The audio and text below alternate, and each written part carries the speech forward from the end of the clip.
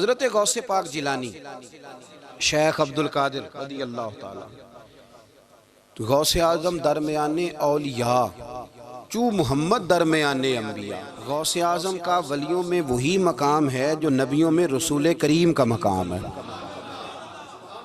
حضرت غوث پاک رضی اللہ تعالیٰ عنہ کو اللہ نے بڑے اعزازات سے نوازا. ایک اعزاز اللہ نے یہ دیا کہ ماں کی طرف سے حسینی ہیں، باپ کی طرف سے حسنی سید.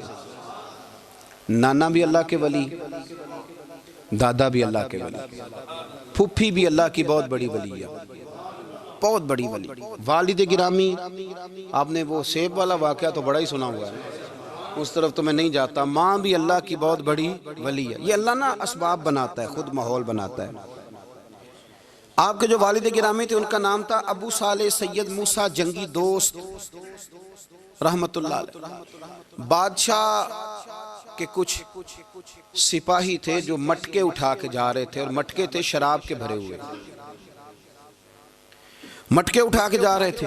حضرت سید محمد موسیٰ جنگی دوست رحمت اللہ علیہ بھی قریب سے گزرے. یہ کیا ہے بھائی؟ بدبو سے سمجھ تو گئے.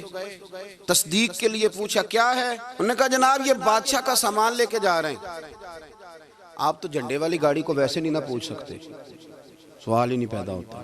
آپ چونکہ جمہوری لوگ ہیں، آپ نے تو بس دفتر بنانا ہے. جب الیکشن ہوگا نا اپنے دروازے کے سامنے سارے محلے سے لڑائی لینی ہے کہ ووٹ میرے آکے دیں. پھر ٹھیک 1.5 مہینے کے بعد سجدہ صاف بھی کر جاتے ہیں، بندہ غلط سی میں نے پتہ ہی نہیں لگا. تو یہ پہلے سوچنا تو تھوڑا سا صحیح. بلا وجہ الیکشن تو روز کبھی کبھی آئے گا، تو ہم نے ایک جگہ تو روز رہنا، ایک دوسروں سے جھگڑے کرنا اور معاذ اللہ تعالیٰ غیبتیں کرنا، عزتیں اچھالنا، یہ مسلمان کا شیوا نہیں ہے. حضرت غوث پاک کے والد نے پوچھا کیا لے کے جا رہے؟ بادشاہ کا سامان ہے جی.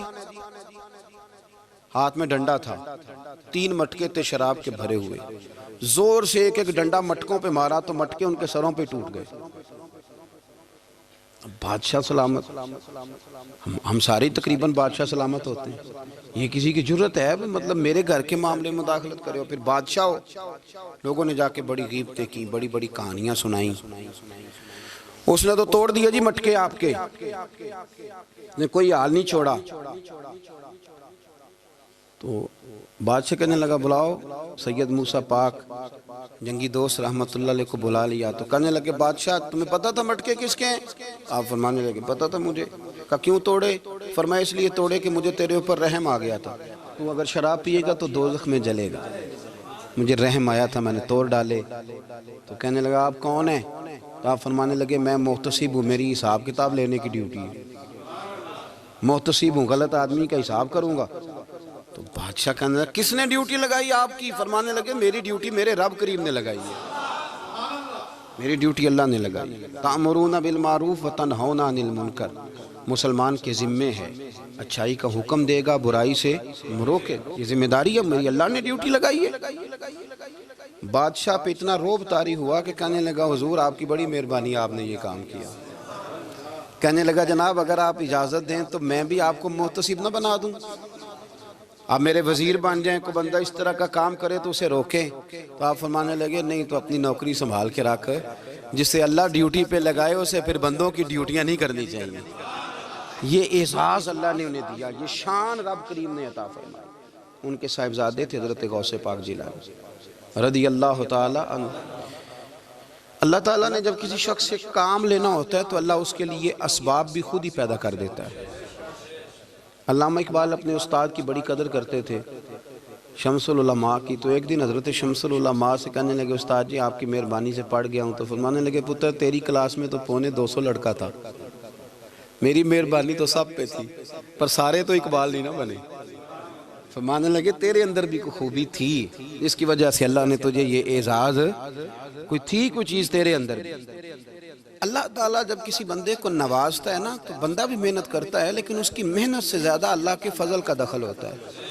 تو بندے کئی دفعہ کہنے لگ جاتے ہیں بڑی مشقت کی، بڑی محنت کی، کچھ بھی نہیں ہوتا. زیادہ اللہ کے فضل کا انحصار ہوتا ہے، رب جیسے چاہتا ہے ویسے فیصلے دیتا ہے. آپ فرماتے ہیں کہ میں چھوٹا سا تھا، والد انتقال کر گئے، والدہ تھی میری اور ہم 2 بھائی تھے.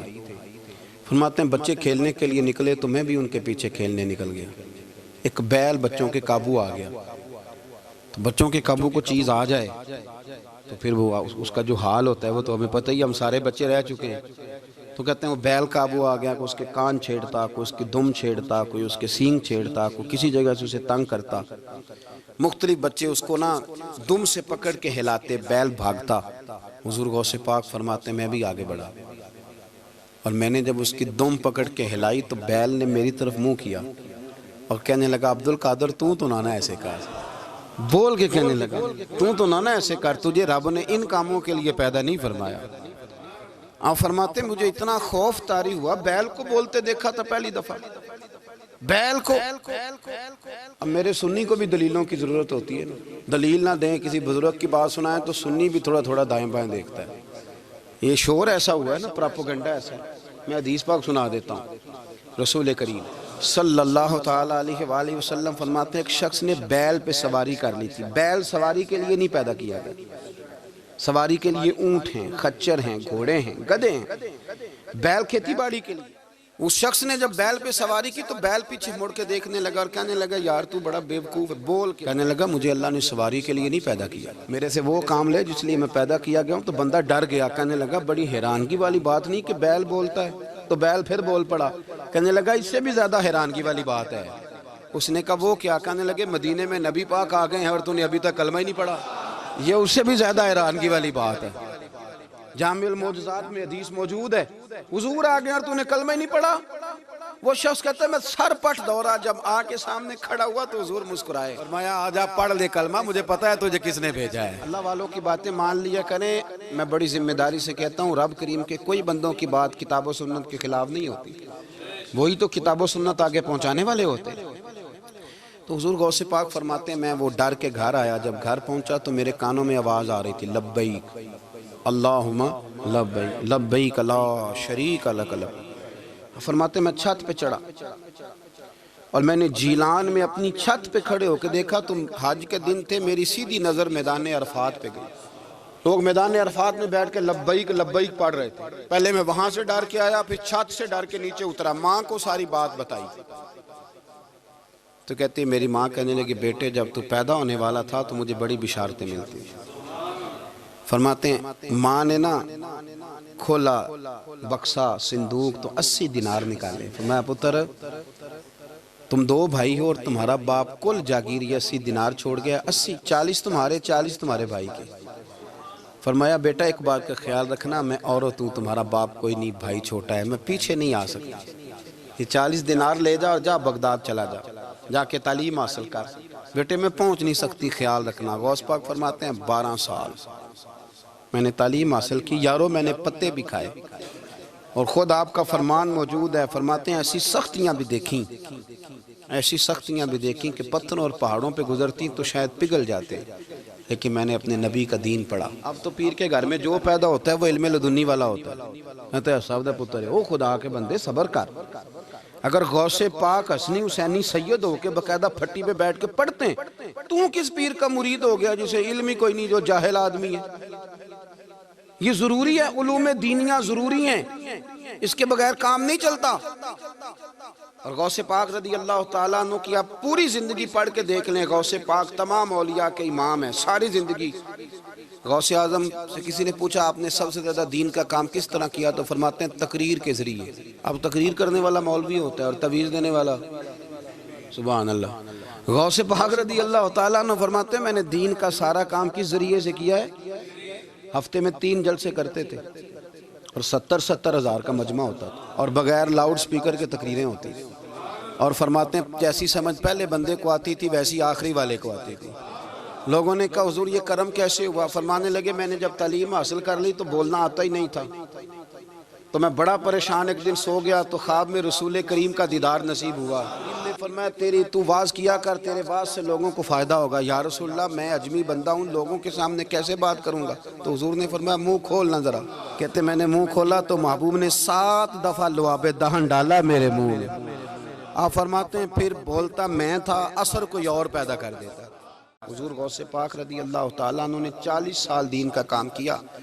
صبح کے وقت فقہ کا درس دیتے تھے فجر کے بعد، کچھ دیر کا ناشتہ کرتے سو جاتے، پھر آ کے مدرسے میں پڑھاتے باقاعدہ بچوں کو۔ غوث پاک رضی اللہ تعالیٰ عنہ کی سیرت پر آپ ساری کتابیں پڑھ لیں، ساری کتابیں لو، میں نے بھی بڑا ہی دعویٰ کر دیا، یعنی ساری کتابیں جتنی اب تک چھپی ہوئی ہیں ساری پڑھ لو، کہیں نہیں ملے گا کہ ہم غوث پاک کے آستانے پہ گئے۔ غوث پاک کسی بندے نے یہ نہیں کہا ہم غوث پاک کے آستانے پہ گئے، غوث پاک کے دربار پہ گئے، سب نے یہی لکھا ہے کہ ہم حضور غوث پاک کے مدرسے میں گئے۔ ہمارے نا مدرسوں میں سبق تقسیم ہوتے ہیں، سال جب شروع ہوتا ہے نا تو سبق تقسیم ہوتے ہیں، ہمارے مدرسے میں بھی تقسیم کرتے ہیں ہمارے مولانا۔ آپ حدیث پاک پڑھائیں گے، فلانا استاد منطق پڑھائے گا، فلانا فلسفہ پڑھائے گا، فلانا یہ سبق تقسیم ہوتا ہے، فلانا قرآن، فلانا حدیث، فلاں فقہ۔ تو غوث اعظم کے مدرسے کے جو ناظم تعلیمات تھے وہ کہنے لگے حضور سبق بانٹنا ہے تو آپ کو کون کون سے سبق دے دیں، کون کون سا پیریڈ پڑھائیں گے؟ تو آپ فرمانے لگے نہیں پیریڈ رہنے دو۔ حضور پھر فرمایا اس طرح کرو، لائق لائق بچے تم رکھ لو اور نالائق سارے مجھے دے دو، میں جانوں اور نالائق جانے، نالائق سارے میرے۔ غوث پاک رضی اللہ تعالیٰ نالائق سارے رکھ لیے، کند ذہن، اور حضور غوث پاک ان کو اسباق پڑھایا کرتے، ان پر محنت کرتے۔ فجر کے بعد فقہ کا درس، 10 بجے مدرسے کی کلاس، زور کے بعد حدیث پاک کا درس، مغرب کے بعد تفسیر بیان کرتے۔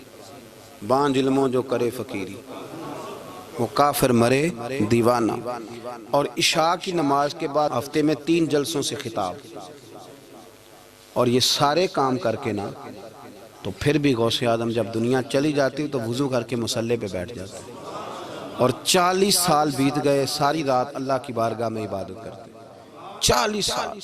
حضور غوث پاک کو اللہ نے بڑا اعزاز دیا، کتابیں لکھی، ڈیوٹی کی، محنت کی، کوشش کی پوری دنیا میں۔ میں پہلے بھی بتا چکا ہوں، پھر بتاتا ہوں، یہ جو صلاح الدین ایوبی کا بہت نام لیتے ہیں نا، بہت بڑے مجاہد تھے۔ صلاح الدین ایوبی کے ساتھ 70,000 کی فوج تھی، سارے کے سارے غوث پاک کے مرید تھے۔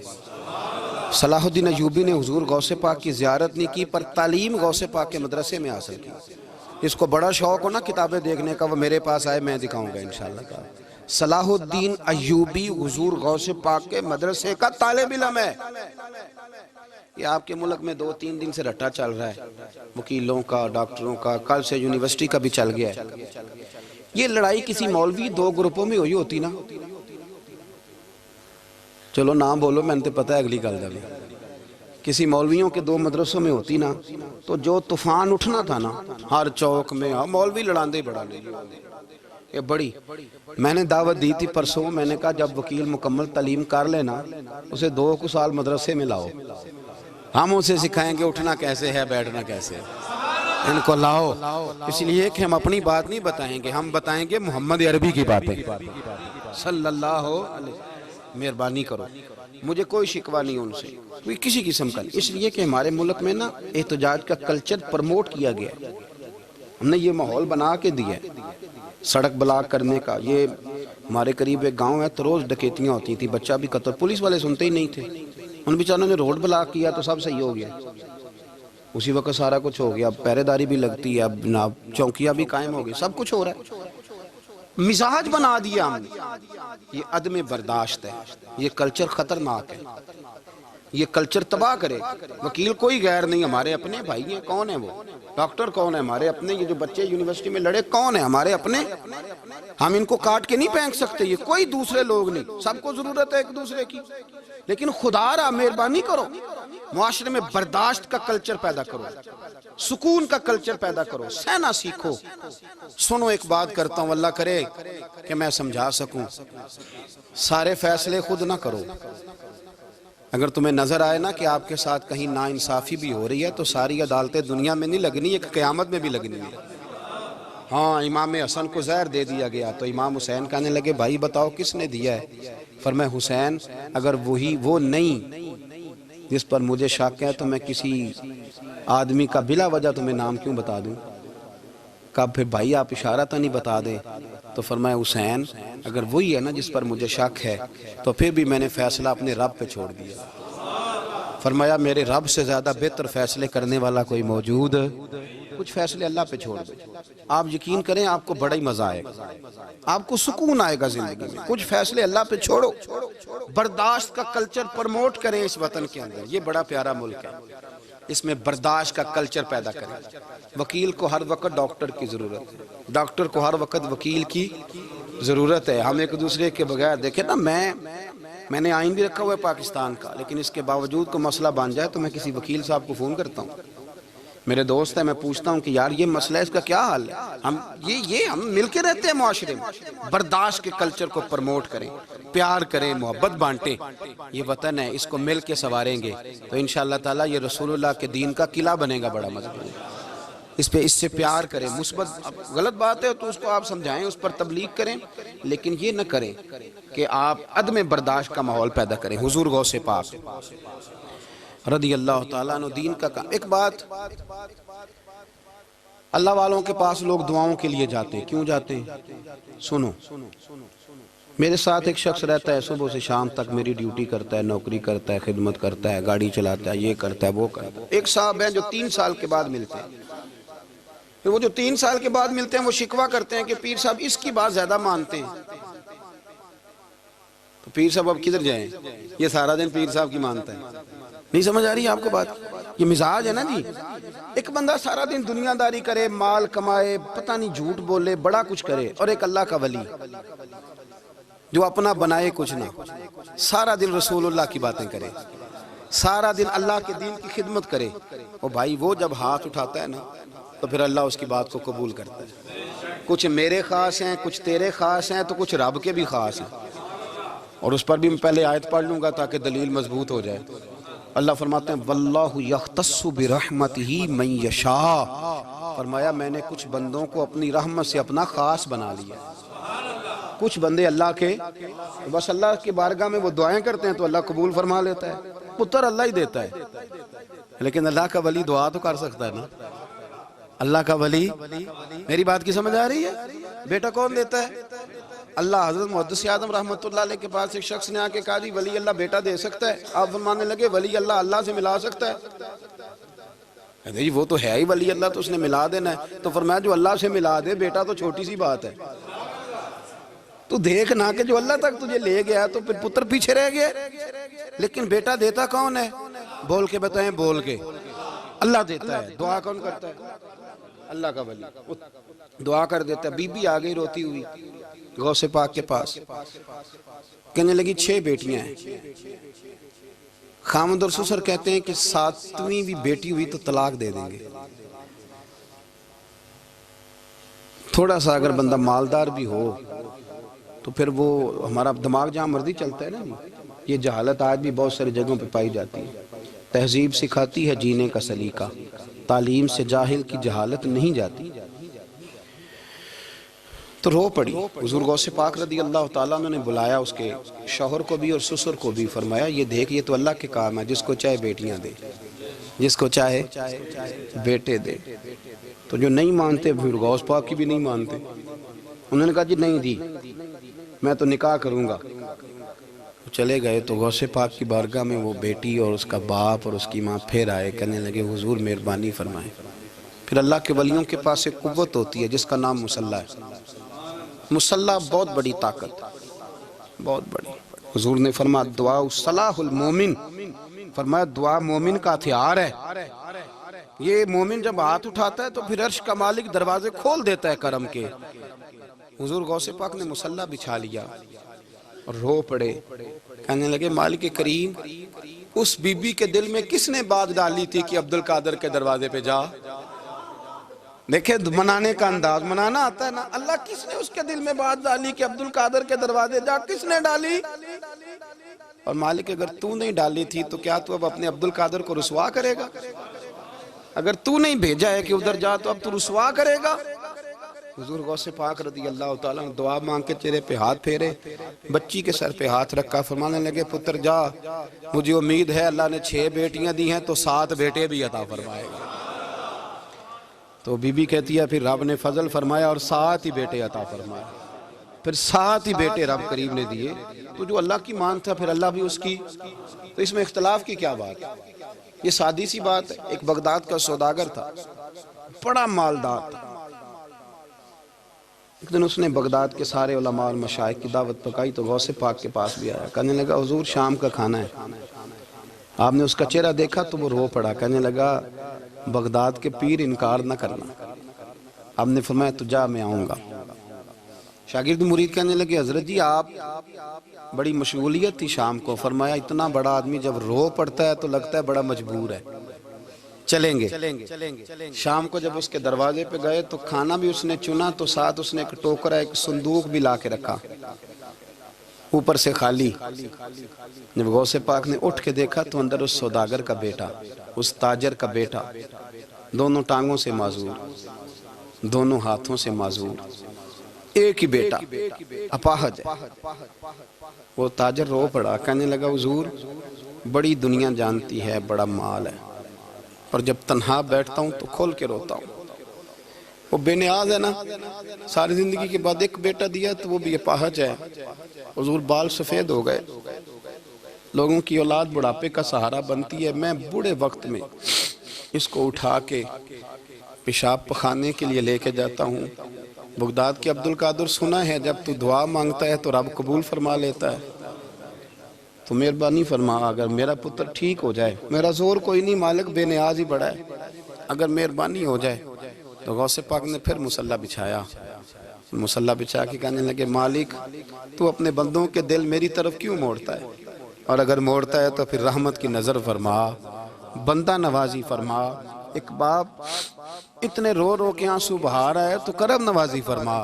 حضور غوث پاک نے ابھی چہرے پر ہاتھ نہیں پھیرے کہ بچہ اللہ اکبر کہتا ہوا صندوق سے باہر نکل آیا۔